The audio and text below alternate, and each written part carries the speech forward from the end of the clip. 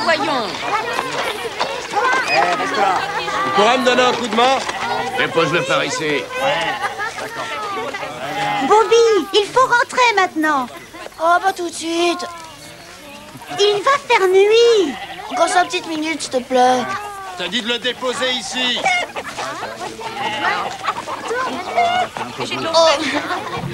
Tu vas me faire le plaisir de rentrer immédiatement. Demain matin. Non mais par là. Tu sais ce qui peut t'arriver si tu restes dehors après la tombée de la nuit?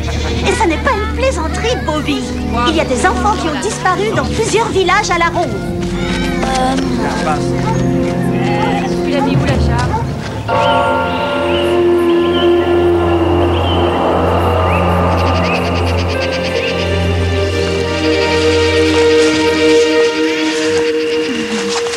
Peter, c'est trop dangereux.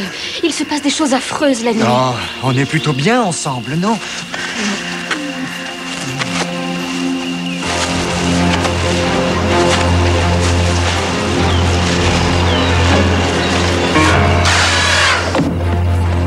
Timmy, tu veux rentrer? Et alors? Il n'est pas dans le village.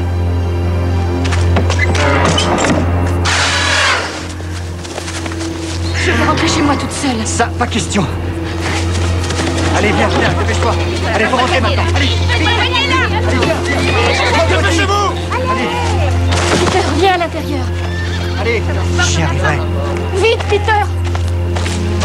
Je reviens.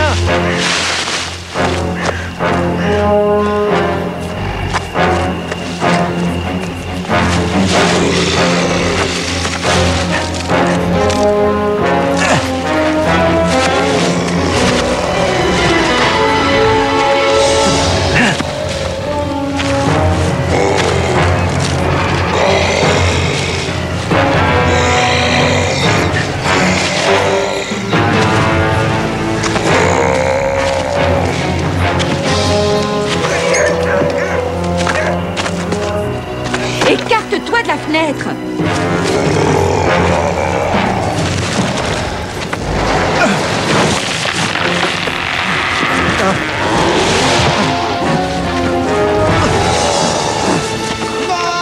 C'est Peter. Plus rien ne peut le sauver maintenant.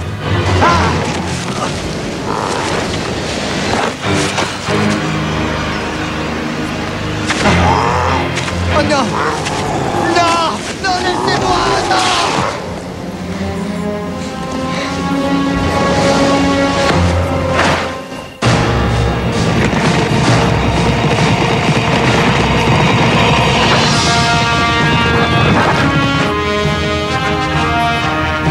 Il y a quelques siècles, en Angleterre, à l'époque de la chevalerie et de la magie, l'infâme prince Jean régnait d'une poigne de fer sur le bon peuple. Celui-ci appela un héros à son secours. Et un homme répondit à cet appel. On le surnomma Robin des Bois. Dans sa quête de justice, Robin des Bois n'hésita pas à défier la noblesse félonne, tout en protégeant le faible et le pauvre. Il était prêt à affronter la mort pour défendre son idéal aux côtés de la belle Marianne, du puissant petit Jean et du sage frère Tuck. Robin s'est forgé une légende que nous allons vous raconter dans les nouvelles aventures de Robin des Bois.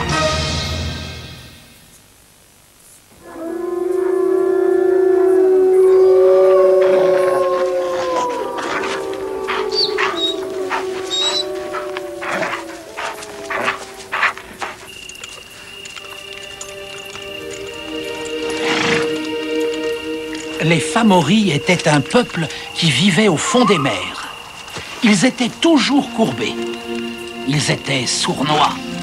Ils n'avaient souvent qu'une main et qu'un pied. Ils étaient horriblement démoniaques et c'étaient de féroces combattants. Dangereux? Avec une seule main? C'est ce que j'ai dit. Et comment il faisait? Comment veux-tu que je sache comment il faisait? Il le faisait, c'est tout. J'avais un cousin du côté de ma mère, Connell. Il s'appelait comme ça. Et il a perdu sa main gauche et 2 orteils de son pied droit pendant les grands froids de 89. Oui, merci. On est vraiment désolé pour ton cousin. Je peux continuer mon histoire? Oui, bien sûr. Continue. Où j'en étais? Aux Fomori. Ah, c'est ça, aux Fomori. Les Fomori étaient de braves et indomptables combattants. Et le plus exceptionnel d'entre eux n'était autre que le fils de Bérénice. Et tout le monde l'appelait Bélor à l'œil démoniaque. Effectivement, Bélor n'avait qu'un œil. Mais il était tellement puissant qu'il lui suffisait de fixer l'adversaire pour qu'il soit instantanément foudroyé. Le grand druide Wolfgang, d'une profonde et prodigieuse sagesse et qui connaissait bien l'avenir, prophétisa que Bélor serait fauché par la main de son propre petit-fils. Alors, Bélor enferma sa fille unique, Effeline, dans une tour de cristal. Tu racontes encore des histoires de fantômes? C'est une histoire pour mieux s'endormir, voyons. Ah, la dernière fois que tu as raconté une histoire pareille, la moitié des enfants du camp a fait des cauchemars. Frère Puck, qu'est-ce qui est arrivé à Effeline? Chut, ça suffit, tout le monde va se coucher.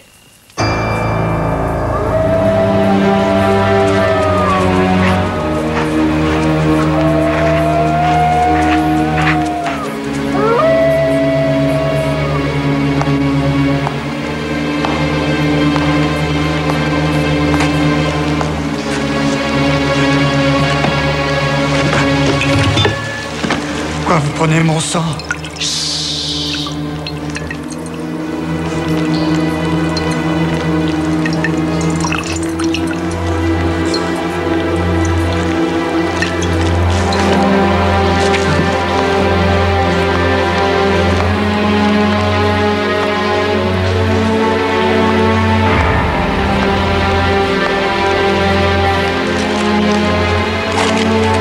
Baragon.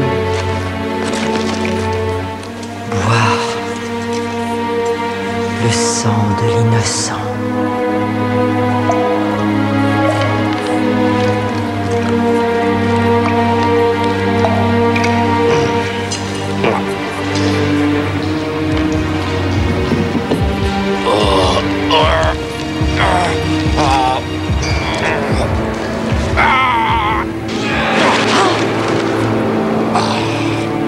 Ça va bien. J'ai eu peur que nous t'ayons perdu définitivement cette fois. J'ignore si je vais pouvoir continuer longtemps.